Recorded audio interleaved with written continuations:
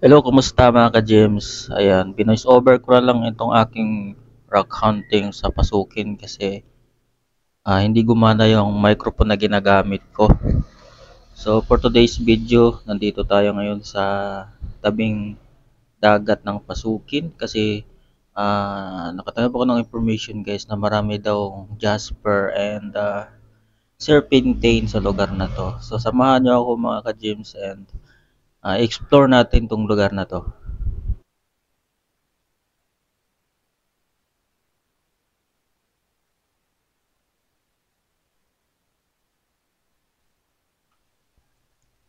Ayan, bali halughugin natin yung area na to. From there, try natin mag-rock hound. Hanggang, ayan, may nakita ako agad ng isang serpentine. So, talagang legit talaga. Ayan siya. Ayan nung nakita ko, unang bungad pa lang sa akin, isang napakagandang klase ng serpentina. Ayan, napakaganda guys. Sa hindi nakakalam, serpentine is, ano po siya guys, pwede mo siyang ah, kumbaga pangpalit or kung wala hindi mo afford yung jade, pwede mo siya i-cut into jewelries and mag-act as a jade kasi yung ibang term ng serpentine is Korean jade. Ayan, may nakita din ako ditong maraming pebbles type na jasper, red jasper mostly. Ayan o. Dumikit lang siya sa bato kasi kaya hindi ko nakuha and hinayaan ko na lang yan. Ayan, so una, ang na-obserbahan ko sa area na ito, napakadaming serpentina. Ayan o. Hindi lang siya simpleng serpentina guys. Kung titingnan mo parang nephrite jade siya talaga. Pero since wala tayong mechanism na pag-test kung talagang nephrite jade or Philippine jade siya. So as of now mag-assume tayo na serpentina po yung ano natin. And additional guys, yung hardness nito is around 6 if I'm not mistaken. Ayan guys, oh. As I said earlier na maraming red jasper sa lugar na ito. Ayan. Kaso pebbles. Ayan o, ang dami nila guys. High quality na red jasper. Kaso dumikit sa mga bato. Pero may mga maliliit din naman na ganyang kalaki na nagkalat din. Pero mostly yung pagka-red niya is kagaya niya no. Ayan. May nakuha yan. Yan is talagang kakaiba yung ano dito yung jasper dito sa lugar na to kasi may halong agate or quartz. Ayan o. Napakaganda guys. Sa tabing dagat lang ito. Marami talaga sa area na to yon. Ayan o. High quality na serpentine. Ayan o. Kaya siya tinawag na serpentine guys kasi parang balat siya ng ahas. Kaso nga lang ano. Yung pattern niya parang balat ng ahas pero green lang. Ayan o. Inabot pa nga tayo ng alon kaya nabasa yung sapatos ko dyan. Yan guys, good quality yan. Ayan o. Ayan, good quality nga serpentine din. Dumikit sa bato. So, ayan kasi nagandahan ako, kinuha ko yan. Tinanggal ko lang yung nakaipit na mga tiny pebbles. Hindi naman talaga siya embedded dyan sa bato na yan. Pumasok lang siya kasi yung bato na nadikitan niya is may mga butas-butas and then dumaan yung panahon sa alon, napasukan din ng ibang bato. Ayan siya guys, oh. Napakaganda, akalain mo hindi siya serpentina.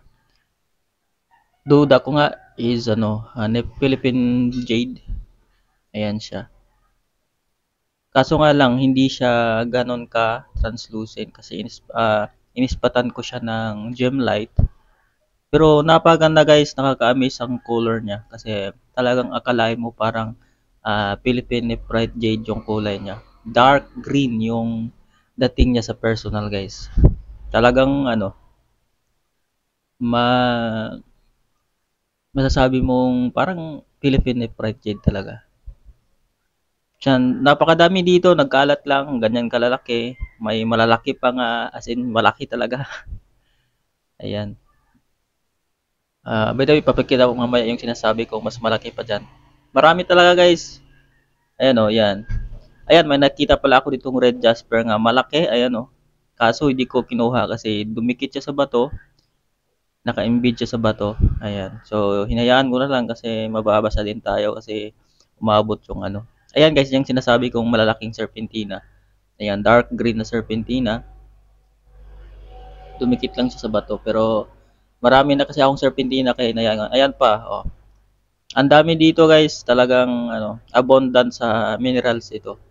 Siguro ano, meron din ditong jadeite kasi magkasama lang kasi itong mga nephrite jade at saka itong serpentina.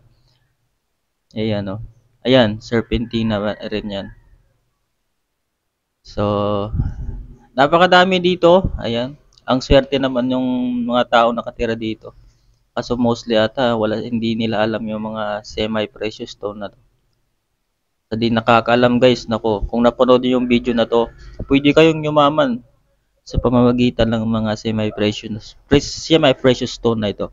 Kasi pwede mo siyang ikat into jewelries and pwede mong ibenta sa market na mataas na halaga. Ayan, parang simpleng bato lang pero pag ma-process mo, pwedeng ikayaman mo. Tingin mo lang sa mga simpleng bato to, parang walang halaga pero nagkakamali kayo guys. Ayan guys, as I said earlier na napakadaming red jasper dito nga may halong quartz. Yan, iiwanan ko na lang kasi marami din akong red jasper sa bahay. Ayan, yung mga red-red na nakikita nyo, panay jasper po yan. Kaso maliliit nga lang. Merong malalaki pero naka-embed sa bato. Ayan o. Ito naman yung nakita ko is jasper nga mixed with quartz or agate. Paki-comment nga lang, paki-comment na lang dyan sa comment section kung agate and jasper ba ito or agate and quartz. Ayan. Napakaganda dito ng lugar na to. Ang sarap ng irahan kung malapit ka sa lugar na to kasi napakadaming ano, semi-precious to. Ayan naman guys, yung nakuha ko is I think zebra jasper. Kumbaga hati yung quartz dyan. Ayan, basahin natin ng tubig para makita ninyong kagandahan ng bato. Ayan siya guys. Oh. Kung makita nyo sa personal, ang ganda ng pattern dyan. Magandang, napakainam gawing pendant, kabutson, and any other shape. Ma-turn into jewelries. Ayan naman, hindi ganong kaganda, pero kaya iniwan ko na lang yan. Okay. Pero okay din siya kasi pantay yung halo ng quartz or agate saka jasper. Napakaganda. Ayan guys, may nakita din ako ditong ano, jasper na mixed with quartz or agate. Napaganda yung pattern nito. Mainam din gawing pendant sa singsing, pendant ng quintas. Ayan o. Ayan, napakasimpleng bato. Akalain mo natural lang pero pwede mo siyang gawing ano, hanap buhay. Kung alam mo lang mag-cut and gagawa ng mga jewelries na mula dito sa mga semi-precious stone na ito. Ayan o. Ito pala yung nakuha ko, hindi gano'ng karamihan, yung maliliit lang, dala ko kasi marami na akong semi-precious stone sa bahay and nagagalit na yung mga kasama ko sa bahay kasi panay bato daw yung area ko. Napupuno na ng mga bato. Kaya ganyan lang karami yung kinuha ko. And ito guys, may nakita din ako ditong high quality na serpentine na napakainam na gawing ano. For me parang ano siya. Napakainam niyang gawing kutsilyo na gawa sa serpentina. Kasi kunti na lang yung ano mo diyan, i-cut mo kasi kumbaga na pre-form na siya. Ayan o. Napakaganda, iniwan ko na lang yan kasi as I said earlier na marami akong nakolektang serpentina na mas malaki pa dyan. Ayan. So, ayan. Napakadami talaga dito. Ayan. Ito guys, medyo high quality na serpentina. Ayan. Ilawan natin. Inilawan ko yan. Ayan. Yung green na part is talagang translucent siya. Hindi lang masyadong makita sa video kasi ewan ko ba kung bakit ayaw mag-focus itong ating video. Ayan o. So, yung maliit na yan ng heart shape, yan ang ano. Yung isa naman, yung malaki, pinaslightan ko, hindi siya ganong translucent. Ayan, ito pala, may nakita akong agate. So, napaganda guys. Ayan, oh. Kaso dumikit siya sa bato, pero gustong gusto ko talaga siya, kaya kinuha ko siya. Actually, hindi naman siya naka-embed, pumasok lang siya dun sa bato. And nahaluan din ng ibang pebble type na semi-precious stone, kaya medyo sumikip siya. Kaya ang ginawa ko, tinanggal ko yung mga ano na yan, nakaharang. Kaya nakuha ko tong bato na yan. Ayan. Napaganda, isang uri ng agate. So kumbaga guys, hindi lang pala jasper and serpentine yung makikita nyo dito. Merong quartz, agate, jasper, and serpentine or serpentine. Ayan, napakaganda. So far, yan na po yung nakuha kong agate. Siguro, kung babalik tayo sa lugar na yan soon, makikita tayo ng malalaki. So, ayan, bali guys, ayan lang po yung nakuha ko.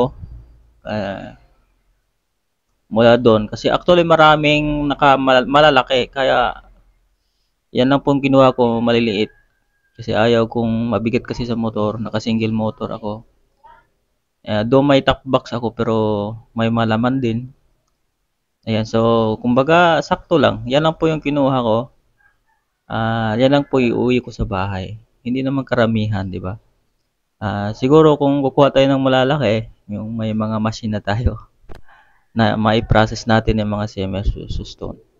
So, bali guys, hanggang diyan na lang po yung video na to. Salamat sa panonood. Thank you for supporting my munting channel, Gemstone Philippines. Kaya kung hindi ka pa nakasubscribe, like and share, subscribe na. That's all.